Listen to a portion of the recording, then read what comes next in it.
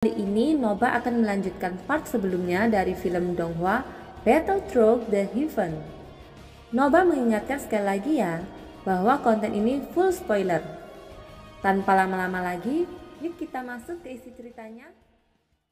Melanjutkan dari cerita sebelumnya. Di sisi lain, Zuchi dan Taisu pasti akan mengumpulkan pasukan skala besar. Xiaoyan memahami keadaan sang ratu saat ini. Dia hanyalah tubuh jiwa yang tersisa. Meskipun kekuatan ratu tampaknya sangat kuat, tetapi itu adalah kekuatan yang tidak dapat diperbaiki dan pada akhirnya akan mengering. Pada saat ini Xiaoyan membuka matanya. Meskipun masih ada sumber energi dan energi iblis yang mengalir ke tubuhnya, dia dengan tegas berhenti berlatih. Yuan ayo pergi. Bukan langkah bijaksana tetap tinggal di sini. Ucap Xiaoyan menatap sang ratu dengan serius. Apa yang kamu lakukan? Sekarang adalah waktu terbaik bagimu untuk berlatih. Jangan khawatir, aku telah menyelesaikan masalah di luar. Kamu bisa berlatih dengan tenang. Ucap sang ratu memandang Xiaoyan yang tiba-tiba bangun. Taisu dan kuil pemburu dewa akan segera datang. Kami tidak siap sekarang. Dan kami tidak memiliki pembantu di belakang kami. Tidak cocok untuk melawan mereka di sini dalam skala besar. Itu akan memakan terlalu banyak kekuatan untukmu. Jadi jangan lakukan itu, ucap Xiaoyan dengan sungguh-sungguh. Sang ratu sedikit terkejut. Dia segera mengungkapkan senyum lembut. Itu artinya kamu menyukaiku, ucap sang ratu menatap Xiaoyan. Matanya yang indah berbinar seperti mutiara di kegelapan. Sekarang bukan waktunya untuk berbicara tentang cinta. Mari kita pergi dari sini dulu, ucap Xiaoyan tersenyum masam tak berdaya. Dalam keadaan seperti itu sang ratu masih bertindak tenang. Seolah-olah dia tidak pernah memiliki sedikit pun rasa takut tentang serangan apapun. Tampaknya bagi sang ratu hanya perasaan Xiaoyan yang ada di matanya. Dan dia tidak peduli dengan hal lain. Meskipun Xiaoyan berhenti berkultivasi pada saat ini, sumber energi dan energi iblis belum berhenti. Itu masih terus mengalir ke tubuhnya. Bagi Xiaoyan momen ini memang merupakan kesempatan yang sangat baik untuk berkultivasi. Tapi Xiaoyan tidak tahu apa yang sedang terjadi dan perasaannya terhadap sang ratu menjadi khawatir. Sementara sang ratu berbicara, dia sudah berada di depan Xiaoyan. Lengannya yang ramping memeluk Xiaoyan. Kelembutan di dadanya secara alami menyentuh lengan Xiaoyan. Dan kemudian tangannya yang ramping dengan ringan menepuk bahu Xiaoyan. Kamu tidak mempercayai selir ini, ucap sang ratu memandang Xiaoyan dengan provokatif. Dan Xiaoyan mundur beberapa langkah. Aku khawatir Taisu dan kuil pemburu dewa akan bergabung. Meskipun Yuan sangat kuat, bahkan jika kamu dapat mengambil tindakan terhadap mereka. Tetapi jika kamu mengkonsumsi terlalu banyak kekuatanmu maka aku khawatir. Ucap Xiaoyan tidak melanjutkan berbicara. Sang ratu menutup mulutnya dan tersenyum ringan. Tampaknya kamu benar-benar menyukaiku. Apakah kamu takut aku akan menghilang? Ucap sang ratu. Xiaoyan tiba-tiba berhenti. Dia menatap sang ratu. Dia tidak pernah pandai menyembunyikan emosinya. Dan dia mengangguk berat. Sejauh yang aku tahu sejak seseorang memasuki level Doshan, maka seseorang dapat bereinkarnasi. Tetapi mengapa Yuan tidak bereinkarnasi? Tanya Xiaoyan. Waktu akan menghidupkan kembali ingatan akan kehidupan sebelumnya. Dengan cara ini dapat dianggap sebagai reinkarnasi yang sempurna setelah menyatu dengan ingatan kehidupan sebelumnya. Umumnya setelah ingatan reinkarnasi terbangun, temperamen akan terpengaruh sampai batas tertentu. Dan banyak emosi dari masa lalu juga akan terbangun. Namun Zuzang tidak meninggalkan ingatan apapun untuk Xiaoyan.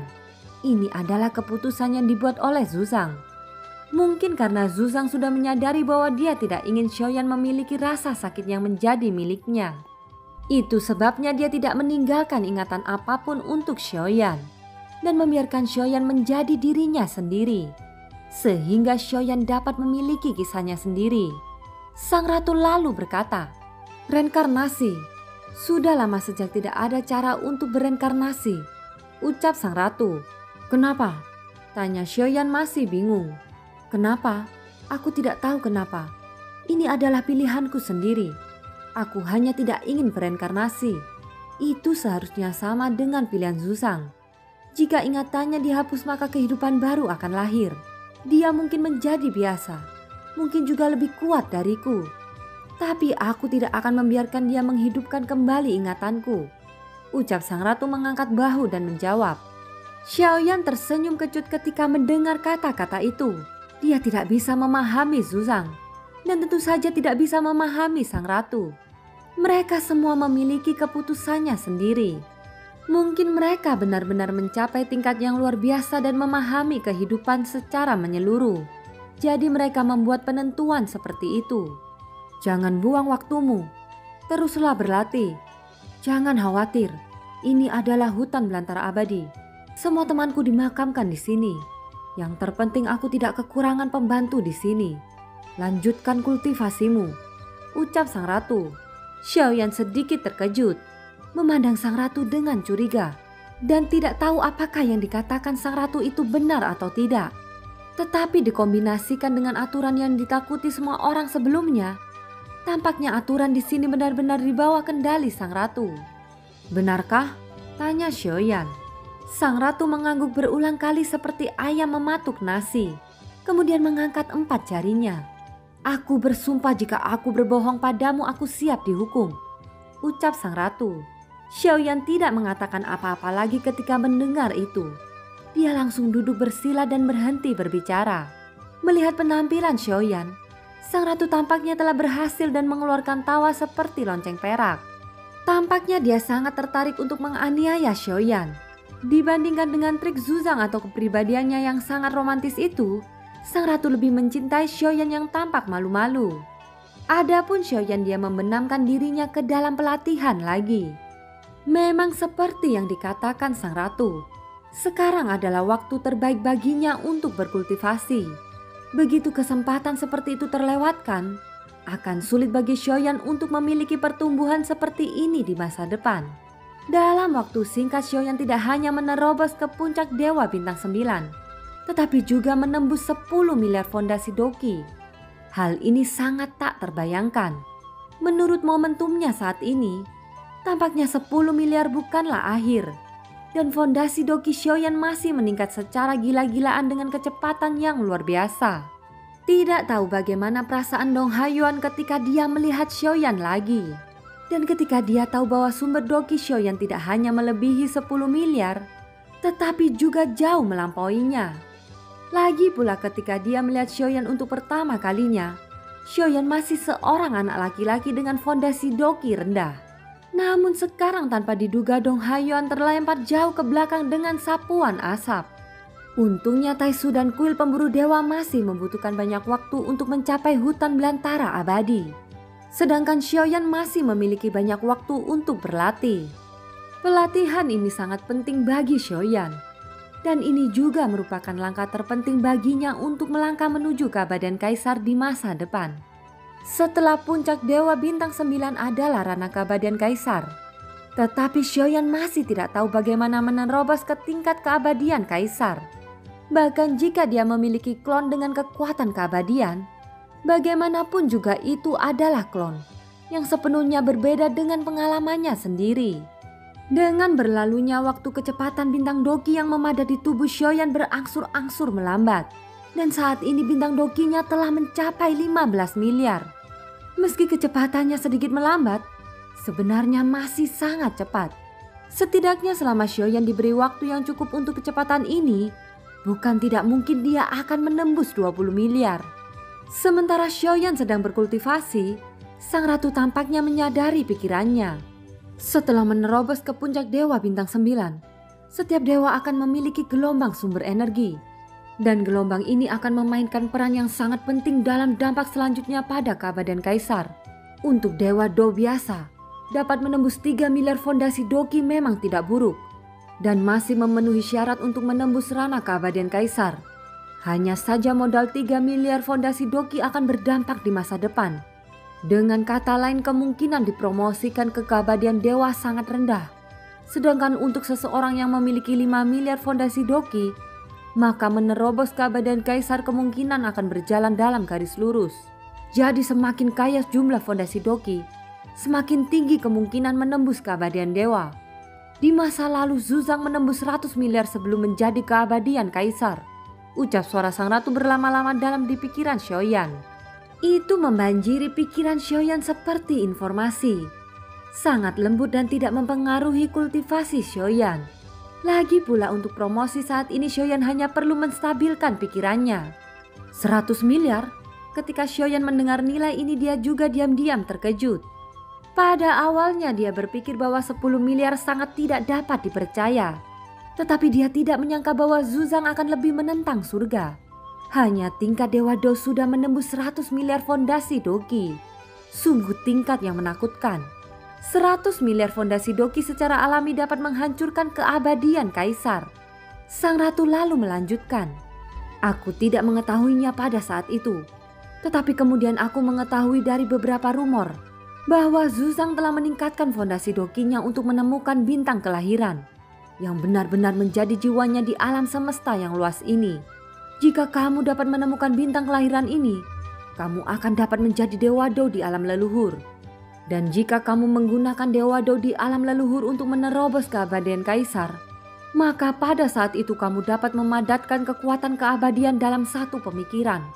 Di bawah alam, kekuatan keabadian akan mengandung prestisi dari alam leluhur. Ucap sang ratu suaranya bergema di benak Xiaoyan. Untuk Xiaoyan yang masih bingung, sang ratu langsung menjelaskan jalan untuknya dan membiarkan Xiaoyan menemukan jalan ke depan. Seperti yang dikatakan sang ratu, di antara miliaran bintang dia harus menemukan bintang kelahirannya sendiri untuk terobosan. Baru setelah itu dia bisa menjadi lebih kuat. Alasan mengapa Zuzang memadatkan 100 miliar bintang Doqi bukan karena dia bermaksud untuk memadatkan begitu banyak, tetapi karena dia telah mencari bintang dalam hidupnya dan dia tidak menemukannya sampai dia memadatkan 100 miliar. Adapun Xiaoyan, itu tergantung pada seberapa banyak dia dapat menemukan hati hidupnya dan mencapai alam leluhur ketika dia memadatkannya. Apakah perlu menemukan bintang kelahiran untuk menembus keabadian? Tanya Xiaoyan setelah mendengar apa yang dikatakan sang ratu. Tentu saja tidak. Banyak keabadian kaisar belum menemukannya sampai mereka menerobos ke langkah ke-9. Aku hanya tahu bahwa menerobos keabadian kaisar tidak perlu menemukan bintang kelahiran. Tetapi jika kamu menerobos ke langkah ke-9 dari keabadian kaisar, maka kamu tidak akan memiliki kesempatan menemukannya. Dengan begitu maka kamu akan berhenti di langkah ke-9 selamanya. Ucap sang ratu terus menjelaskan keraguan Xiaoyan. Saat ini Xiaoyan hendak menyentuh keabadian kaisar. Dan sang ratu tahu bahwa Xiaoyan tidak memiliki ingatan tentang Zuzang. Oleh karena itu dia dengan sabar menjelaskannya kepada Xiaoyan. Untuk Xiaoyan sekarang informasi itu sangat penting. Selain itu penjelasan rinci sang ratu dapat menyelamatkan Xiaoyan dari banyak jalan memutar. Terima kasih Yuan karena telah mengklarifikasi kebingungan ini. Ucap Xiaoyan, kamu sepertinya dilahirkan untuk berbicara seperti ini. Dibandingkan dengan terima kasihmu seperti ini, aku lebih suka kamu membalasnya dengan sentuhan secara langsung. Ucap sang ratu tersenyum di wajahnya. Dia ingin melanjutkan, tapi dia masih khawatir akan mempengaruhi kultivasi Xiaoyan. Jadi dia tidak lagi berbicara. Wanita seperti ini adalah yang paling cerdas. Tidak akan membuat orang merasa bosan saat bergaul. Wanita luar biasa tidak hanya penuh pesona, tetapi juga penuh kebijaksanaan. Dan kesenangan bergaul dengannya terkadang tampak lebih menarik daripada kecantikan itu. Dibandingkan dengan Cailin yang memiliki karakter mendominasi, atau Sun yang memiliki karakter lembut, wanita seperti Ratu Chen Xianyuan sepertinya tidak cocok untuk menjadi istri dan selir. Bukan karena sang ratu tidak cukup sempurna, sebaliknya dia terlalu sempurna. Sepertinya hanya orang yang lebih sempurna seperti Zuzang yang bisa menandinginya dengan sempurna. Tapi wanita seperti sang ratu memang tak tertahankan. Hal ini membuat Xiaoyan merasa sangat kontradiktif di dalam hatinya. Tetapi bagaimanapun juga setidaknya sang ratu memperlakukannya dengan tulus. Atau mungkin itu adalah kasih sayang yang tersisa untuk Zuzang. Dan pada akhirnya Xiaoyan yang melanjutkan. Tentu saja untuk apa yang seharusnya tidak terjadi, Xiaoyan benar-benar dipaksa dan dia juga dipengaruhi oleh energi iblis. Hanya saja saat memikirkan sentuhan lembut dari kejadian itu, membuat Xiaoyan merasa sangat nyaman. Dan film pun berakhir. Terima kasih ya yang sudah nonton Nobah sampai akhir. Sampai jumpa. Dan film pun berakhir. Terima kasih ya yang sudah nonton Nobah sampai akhir. Sampai jumpa.